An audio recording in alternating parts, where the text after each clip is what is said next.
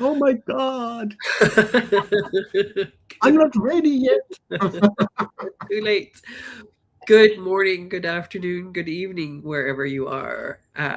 This is our uh, ninth episode in our second season for How to Thrive as a Human in an AI World. I am Stephanie Barnes, joined by, Simo Routarinne and Melanie Adams. yeah, today we are joined by Melanie to share her thoughts and perspective on things on our theme, how to thrive as a human in an AI world.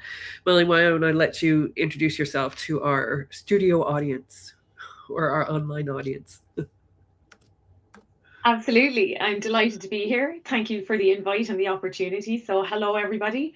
My name is Melanie Adams. I am a true and true KMer. Absolutely love the world of KM, mainly from the part where it sets people up for success. I'm a very human centered KMer. And I do work in the pharma industry. So it's an interesting dynamic being very human centric in such a technical, scientific, and engineering environment. It's a lot of fun. I love what I do. I love the people that I meet while I get to do it. And it's a great pleasure to be here today. Thank you. Great. Yeah, thanks for joining us. Looking forward to hearing your perspective. And why don't we start from there? What are you observing in the pharma industry around AI and working with engineers and scientists? You know, I hear or I've heard for a couple of years or 3 years maybe people saying that they think AI makes them stupid. Are you seeing any of that? What's your perspective on that? So it's really interesting. There's a lot of layers to it. Inside the any technical industry, I'd say, but obviously my focus is pharma. You have different functional areas that are responsible for different aspects of what we do, and different ones are adapting the use of AI at different phases in different ways with different comfort zones, shall we say? But there's always kind of that air of caution and that kind of question about trust in every facet of the use of AI being brought into the working day, in my experience in the technical industry, because, when AI came out first, there was a lot of stories about it hallucinating, Yeah. not telling you the truth. But then we learned, well, it's as good as the information you give it. So when it's an internal AI, you can control the information that it's searching to give you your answers. Yeah. But for me, there's a little bit of fear around how do you trust the answer that it gives you, and then I think that I feel stupid piece probably comes from um, AI. It's speeding things up. Everybody and everything is trying to move at the speed of light, and I Yeah. think that space for that human critical thought is being made smaller and smaller, and I think maybe that's where the different vibes could be coming from, that it's like, well, I need my time to process all of this, to go into my memory recall and remember that I experienced this 5 or 6 years ago. I think, those kind of things, you need a bit of room and space for that, but that we're not finding that lovely balance of where AI and human come together, and there is space for the human to do what they're best at and AI to do what it is best at. So I think we still have to find that sweet spot, and I don't believe we have found it yet. And Yeah. that would be my theory. I agree with you. I don't think we found it yet either. There's so much rush, so much pressure put on us to do it faster and not to take that breath and go, okay, so AI has given me this output. Is it really logical? Are the references that and it's gotten better at not hallucinating those kinds of references and things, but it still does. I can still, have something, an output from it, and with a reference that doesn't exist. Mm-hmm. And so it's really important to check those. But we've I think there's two things that have happened or that happen. We tend to trust technology um, because we think it's logical and there's a process to it, there's an algorithm, and so we should trust it. Um, but the algorithms with AI are so enormous and complex that it's a bit of a black box. So Yeah. maybe we shouldn't be trusting it as much as we are. Um, so the trust is yeah, a theme that keeps coming up. And also there's so much silent knowledge. There's Mm. there's so much things that we humans actually fail to communicate, even with each others. We are, developing a professional set of skills and set of kind of like self-evident things that we take for granted, and we're not sharing those, and that's not in the database of an AI. Hmm. We can't even share it to another human being, but that's a base for our critical thinking in our professional contexts. Yes. Yeah. So I think that's really hard to actually ever reach that level with AI, because how can we feed the AI the data we are not even sharing to our workmates? Yeah, there's no environment set up where that, other than training. I think some training aspects in the technical world anyway, it's called on the job training, where Oh you yeah, get to spend time with the other expert and they talk to you. And when Yeah. something goes wrong, they go, "Oh, don't worry, I've had that happen to me too." And there's yeah, that empathy and that beautiful conversation where that experience and tacit knowledge gets shared verbally. Yeah. But the problem with that is it only gets shared during the training. And when you're doing the task 6 months later, you're like, "Oh, what did Stephanie say to do? I don't remember." And it's not written down anywhere. And yeah, so AI doesn't have that. And I think the other thing, and we were talking about it earlier, is the AI doesn't have intuition and the human ability to kind of and read the room and and go, what "Oh, and what you said earlier, Melanie, like before we started, that AI cannot predict the future. It's all like past based knowledge, yes, and and of course we can't predict the future, no." but we have our gut feelings, and we have our you know embodied knowledge, and we have stuff. Yeah. Well, there's the reason the expression "I told you so" exists. Yeah. I've heard it a lot in my life, predominantly from my mother. "I told you so," and you're like, "Oh, whatever." Yeah, And but then it's come true. Colleen. There's a nice comment from Colleen coming in. And if you have anything to ask from Melanie or any of us, please do so in the chat, Yeah. Colleen. Yeah. Nice to have you with us. Yes. Yeah. Thank you, Colleen. So yeah, and it is what pick up on the end of Colleen's comment there. It's fast. She says it's fascinating the similarity thread or similar threads across the industries, and there are. I think that's very true. There are some very similar concerns across industries, Mhm. and yet people get all tied up in the I'm in pharma, I'm in law, I'm in manufacturing, I'm in whatever segment. And it's special. No, it's not. No. Sorry to burst your bubble. It's not. I do second that. I've worked for 30 years in different, across industries, from social workers to high executives, from Pixar, Disney to Marina Bay Sands or International Red Cross or lawyers, policemen, priests, training all of them, and I would say that there's surprisingly a lot of universal stuff happening when people communicate and when they behave in a community. We are almost the same, Yeah, all Yeah. of us. yeah, Yeah. yeah. And that's my experience too. I worked across industries, and even I mean, depending on how you travel, you see that you learn that when you travel too, going to different countries and realizing that people are pretty much the same. The grocery store might be organized a little bit differently, as I found when I moved to Berlin, but everything is still there someplace. It's just a matter of figuring out how it's organized. So, And there are some cultural stuff, some ways of behaving are more strictly regulated in Sure. some cultures than others, but that's about it. Yeah. At the end, we're all human. Yeah. So Yeah. and Yeah. trying. We all know, like all human creatures know when somebody doesn't like their idea. Yes. They they know across cultures when somebody's actually really really liking their ideas. Mhm. Yeah.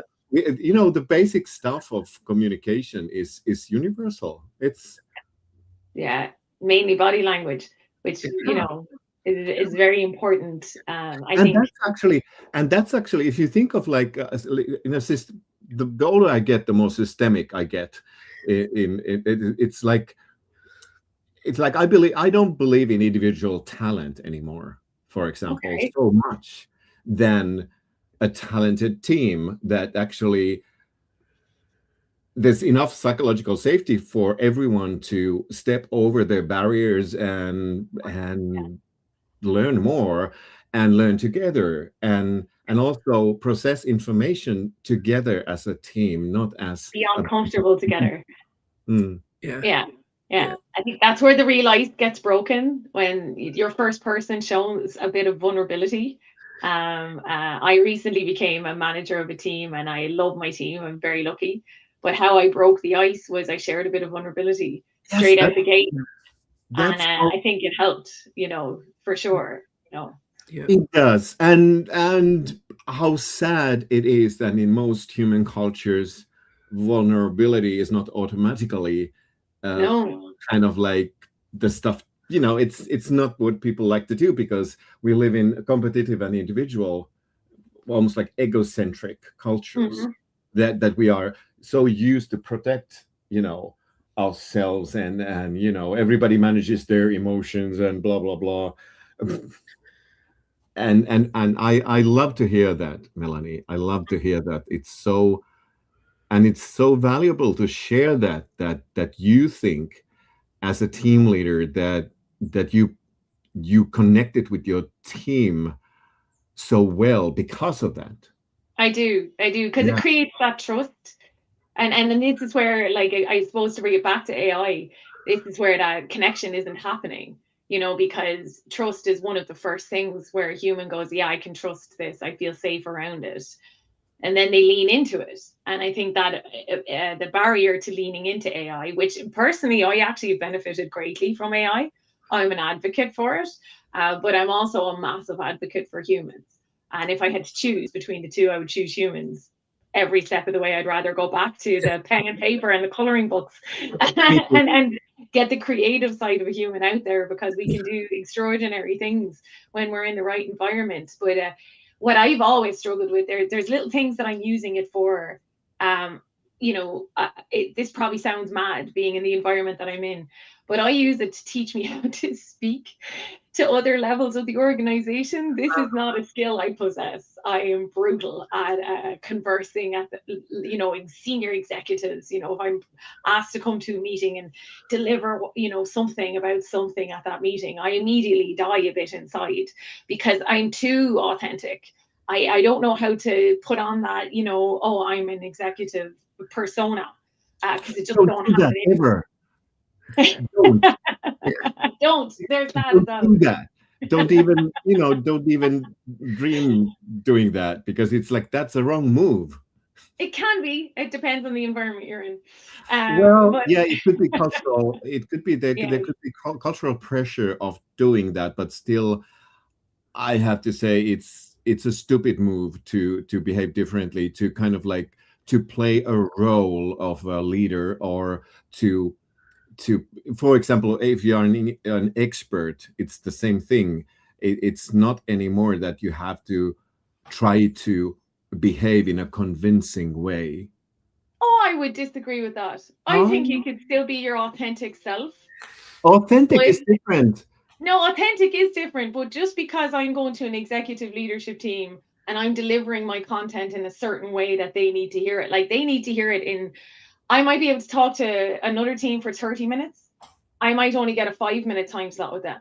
Yeah. So I have to transform my whole message Yeah. and deliver it in a certain way that I Well, I bang it out didn't. in 5 Yeah. minutes and I get what I want in that 5 Yeah. minutes.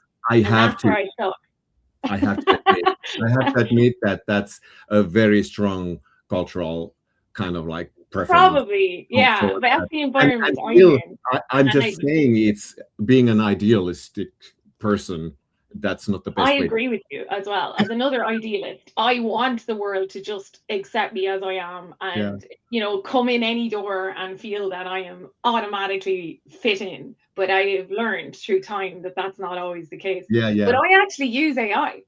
I go into AI and I have my presentation built and I'm like, okay, AI, here's my presentation. Yeah. I This have is to do my this in audience. 5 minutes to This is this my level of audience. the Yeah. organization. Help me nail it. And in fairness, AI has made me so much slicker at my game.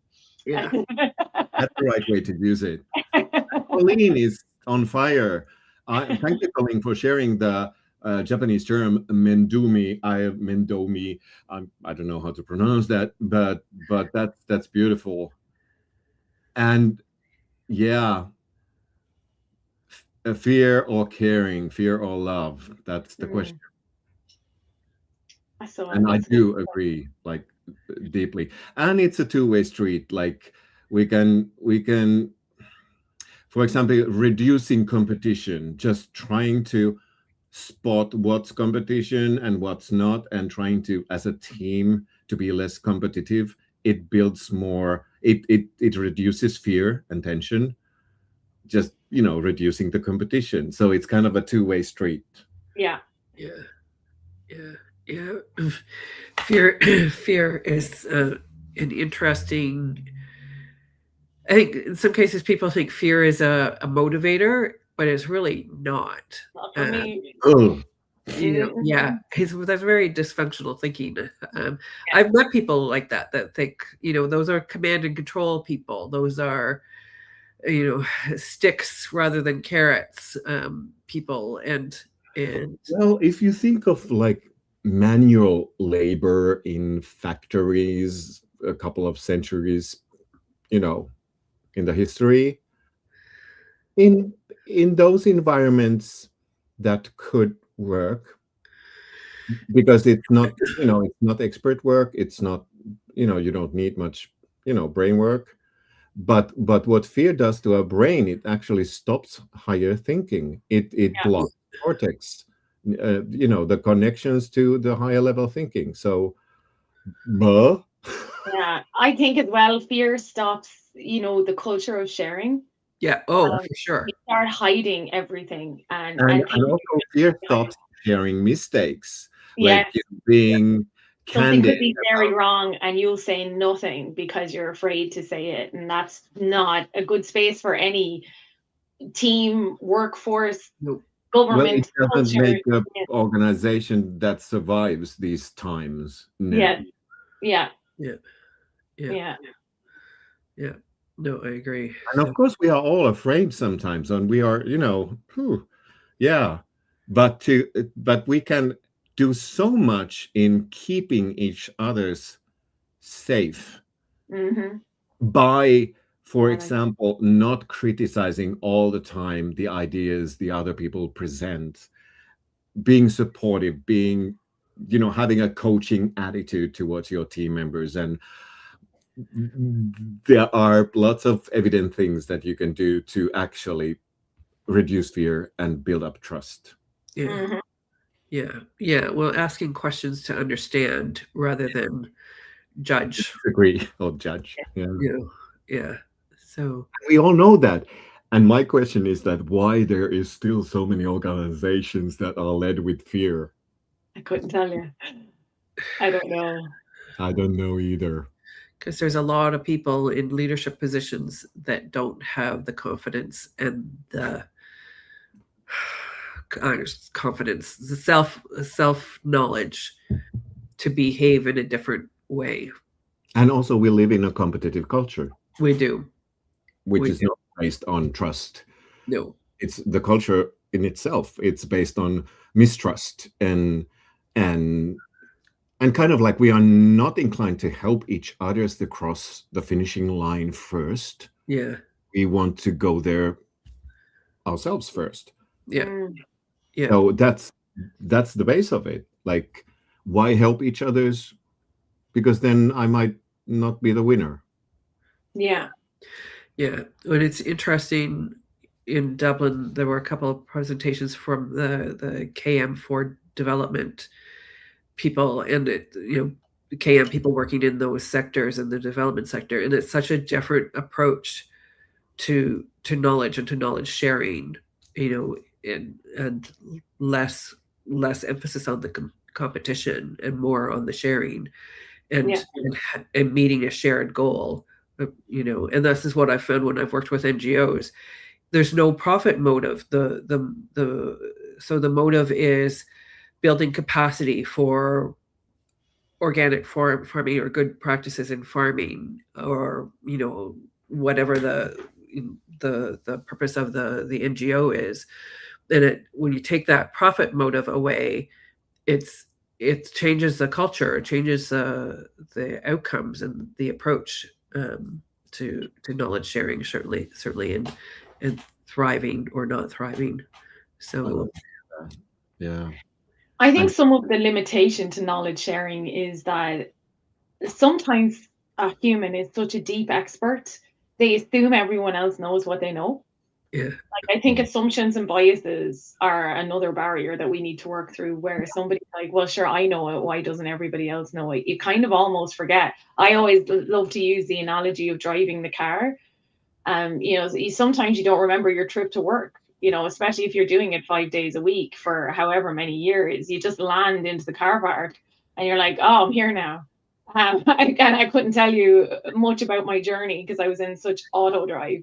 yeah, And then but then you go to teach your niece, nephew, or a child how to drive, and you forget all the little things, like, putting your foot on the brake yeah, and then pressing the ignition button to start the car, and they're sitting in the driver's seat going, but I can't start the car. It's like, because you forgot that tiny detail, because you just do it automatically and you assume the other know and they didn't know. And so it's just I really enjoyed two of the keynote speakers in Dublin, actually. One was Sean, and he was teaching us at the start about how to learn at a conference. And one thing that stuck with me from his statement was, we learn through struggle. And that's absolutely right. The most learning that has stuck with me is my epic failures. And then the other one was a finale, one of the finale speakers, and she talked about unlearning. And she's the unlearning lady. You can look her up, and she was just fantastic as well. But she was very much around your assumptions and your biases, and you have to unlearn what you think you know to develop and grow. And I'm going to use both those things to try and get people to think about that. Don't assume so much. Go ask the question and make sure you're right in your assumptions. yeah. And I love the list, like less assumptions, less biases, and unlearning stuff. And also the one thing that I'm like working with a lot, most of my work is about like checking the gap between stories and reality. Yeah. Like the stories we like to tell about ourselves or our teams, our organizations, and what's actually happening. Yes. Kind of like the culture eats strategy for breakfast. For breakfast. Yeah, every time. Yeah, because it's like there are so many. For example, listening. If I ask any living human being working in an organization that, do you think listening is important in your organization, or is it even a value? Everybody says yes, it is. And the next question is that, have you ever experienced in your work life that you are not actually listening to what other people are saying because you're planning what to say next yourself? And everybody is raising their hands. Yeah, every day. So, that simple question is kind of like showing the gap. Like, okay, if listening is so important, so how could we stop planning our next move and just be there for others in a meeting? We have to rehearse that to be able to do that. You got to practice. Yeah.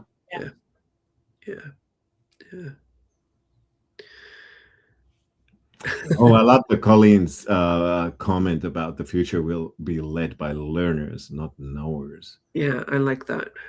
In its simplicity, I think that could be one of the guidelines for the new role of humans in a value creation chain. Because it's AI is taking a big load of knowledge Yeah. and the you know Yeah, it's a this is something I've noticed over the 4 years that AI has been around, the shift from knowing to asking the right questions. Yes.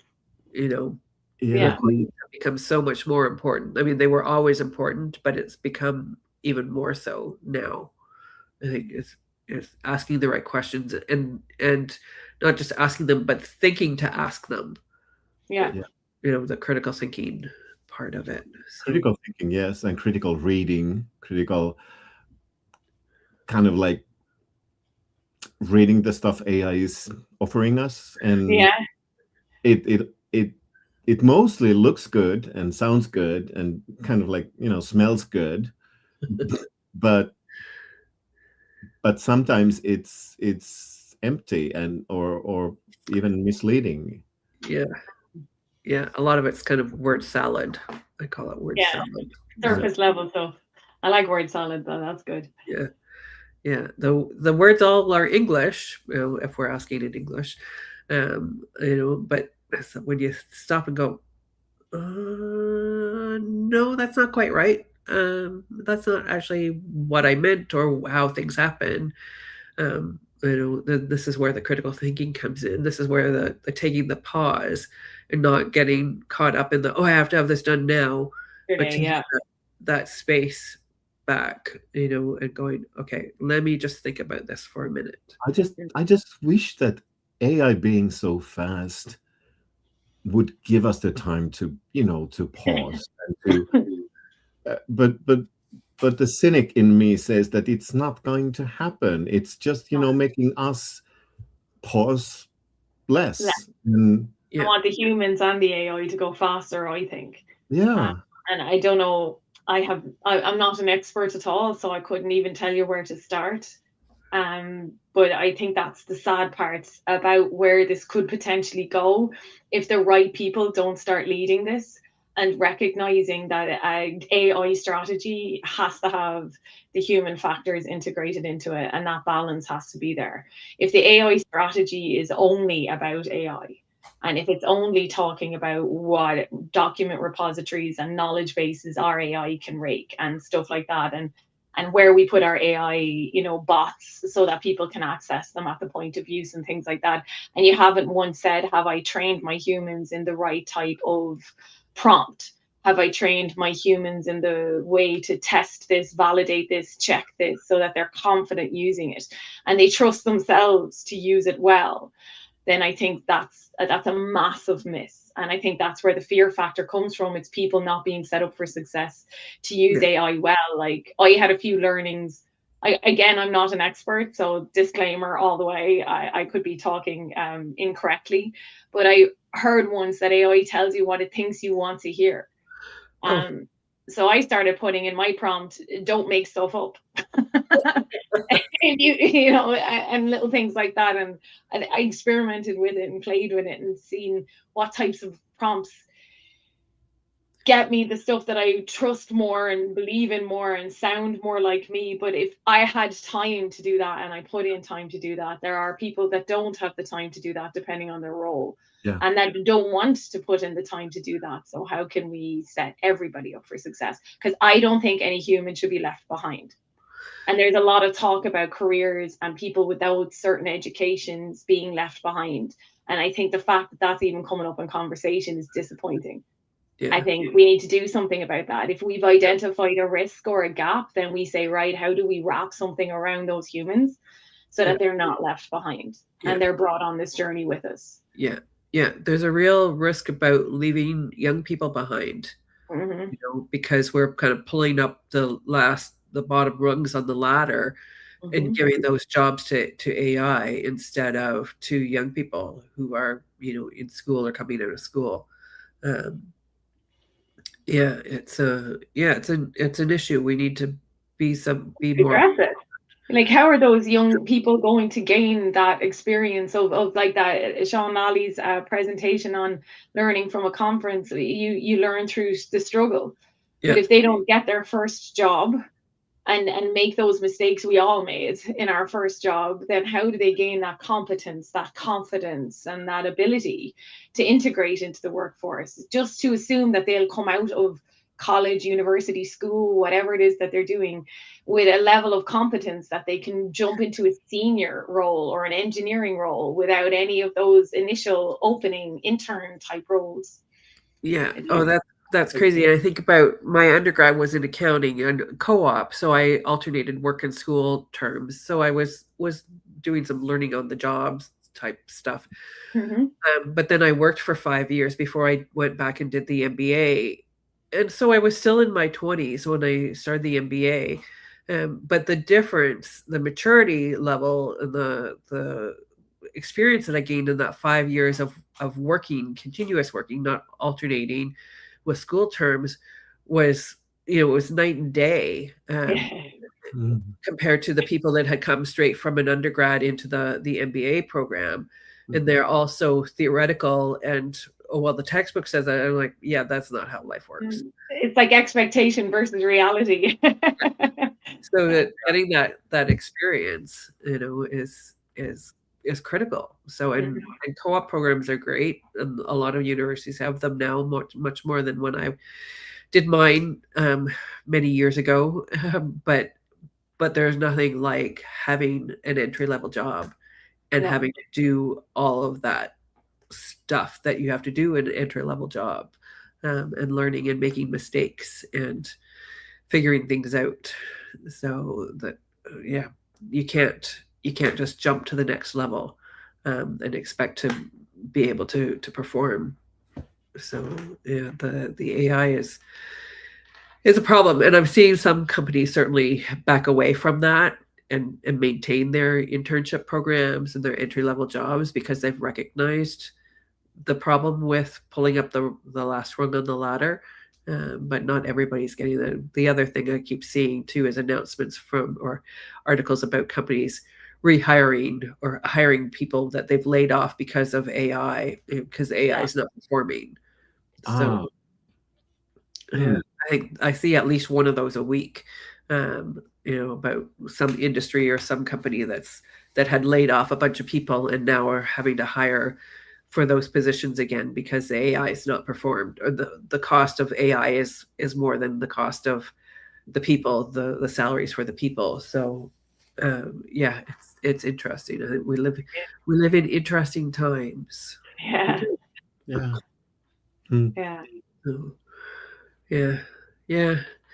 I don't know how are you seeing in your organization or in the pharma industry in general, Melanie, do you feel like humans are thriving? Are they putting in place to make sure the humans stay human? Yes, I do, especially while I'm around. I'm going to make sure of it. But other than that, we still have internship programs, graduate programs. We absolutely see the value in our young people coming in with the newer education. To be honest, I don't know if I could do a science degree again today versus when I did it in 2004. Things are very different now.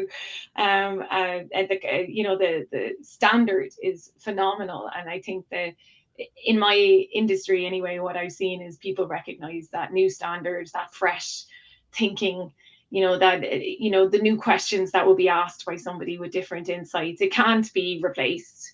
The innovation that new people would bring, and they are, I think that, well, I'm actually responsible for succession planning in my organization. I'm not HR, but succession planning has come into what I do because of knowledge transfer. And I think if we don't keep those young people coming in with their newer experience, you won't have much of a succession plan.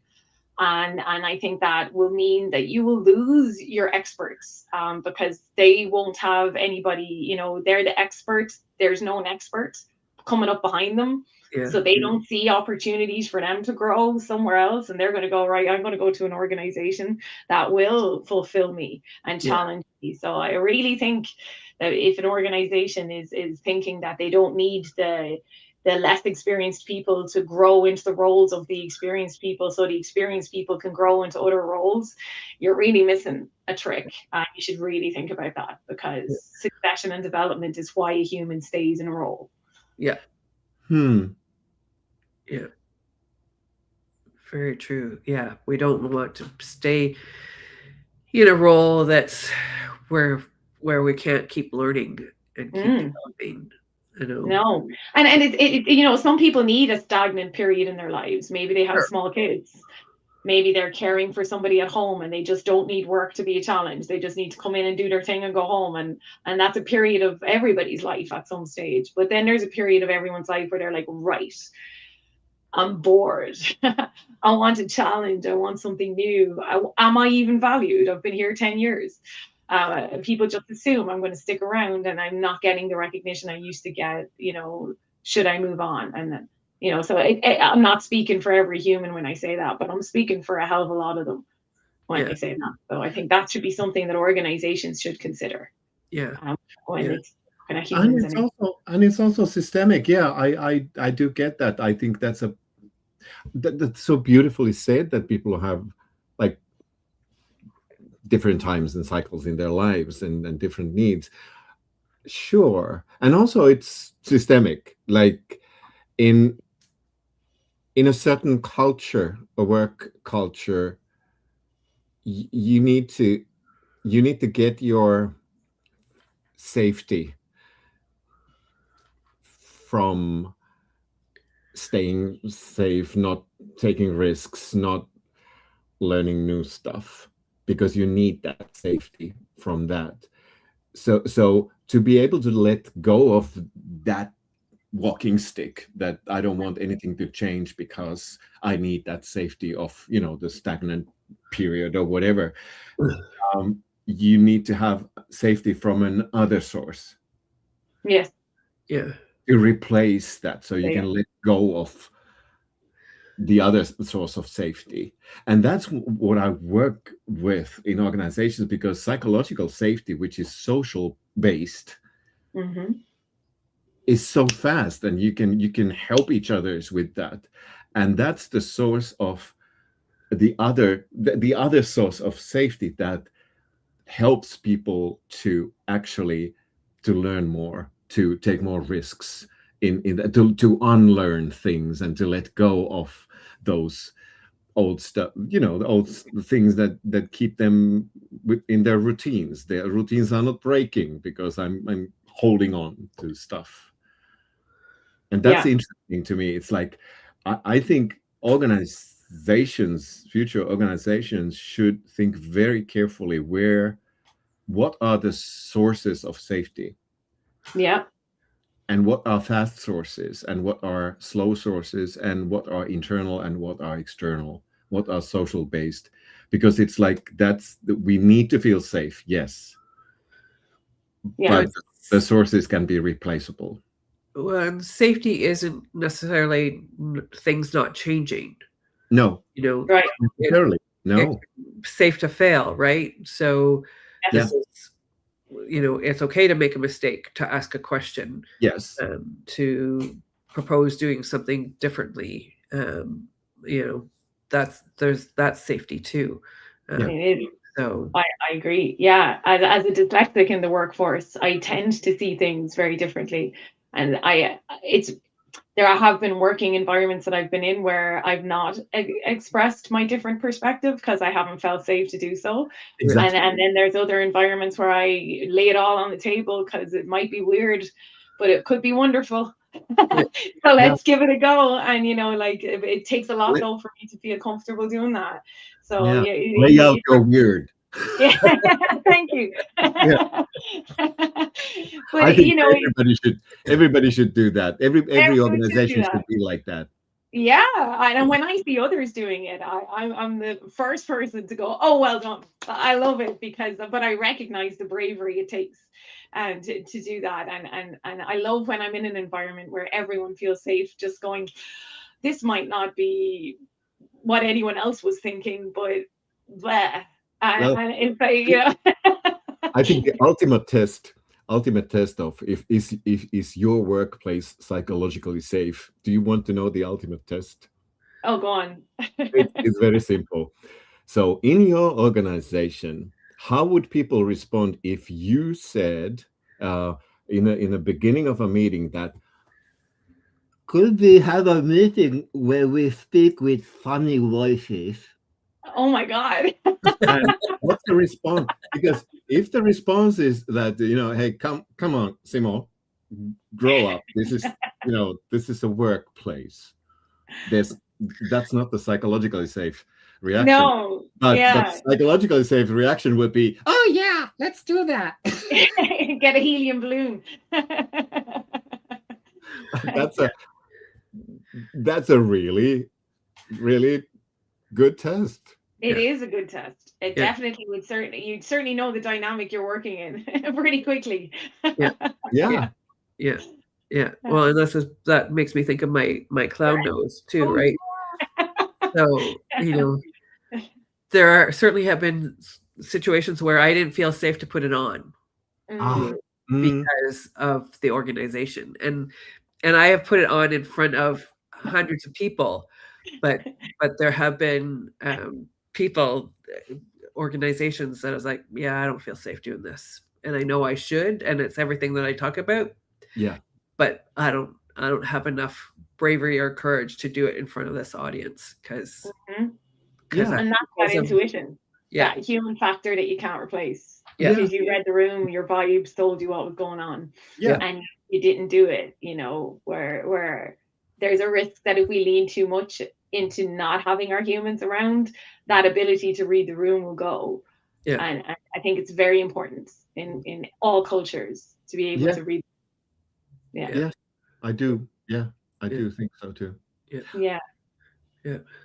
And that's, if you think of like thriving as a human in an AI world, as our headline says, I think we are now, like, even with or without AI, these things are what makes us, smile and laugh and feel safe and feel like human beings. And we are, so connected. These moments, and they can happen in, any organization, any work day, to anyone. And we all have had those experiences with good workmates that it's so much fun doing the work and, being goofy about it and still doing good work. For sure. It has nothing to do with AI. I think about workplaces. Well, I mentioned my co-op terms and things in university. Like, there were workplaces there that were great to work with because of the camaraderie among the staff, and there were workplaces that were not a lot of fun. So, and that was certainly the days almost before the internet. So nothing to do with AI. It's just as the humanity of it. I would love to see a research soon about like two different organizations adopting AI. One of those where there's lots of playfulness and trust, and one organization that's very, very formal. That would be cool. How do they actually use AI? Do they use it differently? I would bet so. Oh, so would I. Yes. And how much of an asset has AI become for each of them as well? So if you're a researcher watching this is we would like to let us know. We'd be glad to help. No, that would be very cool, because the other thing is, people assume, maybe cultures in organizations assume, that the humans I've had here for 15, 20 years, they're just going to stick around. Sure, why wouldn't they? And don't make that mistake, because I don't know if that will be the case. And then your subject matter expertise is going to walk out the door, and that is priceless and irreplaceable, especially if you haven't got a good succession plan. Yeah. So yeah, like I've worked with an expert organization. I'm not even mentioning the field they are working in, but all the greatest experts left the company because of bad leadership. oh Because there was no safety. There was only like they were led with fear. Yeah. And it was very competitive, and they lost all their best people yeah, in a couple of years. And the bad leader is still there. right. Yeah, because I mean- he has the courage to do anything about him. Or Mm. the self-awareness, that person maybe doesn't have the self-awareness to go, why is everybody leaving? Yeah. What's Oh, the yeah, common maybe I denominator? wouldn't ever think that it has anything to do with him. Oh no. No. Oh, interesting your choice of like you assumed it was a he because it was not. I did too. Oops. I for experience. It was a she her person. Yeah, and that's not fair because I've actually had managers that were women that were absolutely horrendous managers. You know, Absolutely. Yeah. Yeah. So, and yeah, I'd have to sit down and count on both sides, but I suspect there's kind of equal numbers on both sides. All humans, Yeah. all capable of fear and love. Yeah, absolutely. Mm. Absolutely. But I think I'm so regretting to say this, that the time is almost up that we have. And it was Melanie, I'm so happy you joined us. It has been so much fun having you. Thank you so much. I've had a blast as well. I'll come back anytime you invite me. Be careful what you say. Yeah, Because I'll see you all next week. I'll send you the link. So, yeah, thank you, everybody. Thank you, Melly, for joining us. And thank you, everybody in the studio audience for joining us. And yeah, we're glad to have you here. And we'll look forward to seeing you back next week for episode 10. Counting down. So that's 10, 11, 12, 13, about 4 episodes left for this season. So yeah, I hope you'll join us and have a great week until then. Bye. See you, everyone.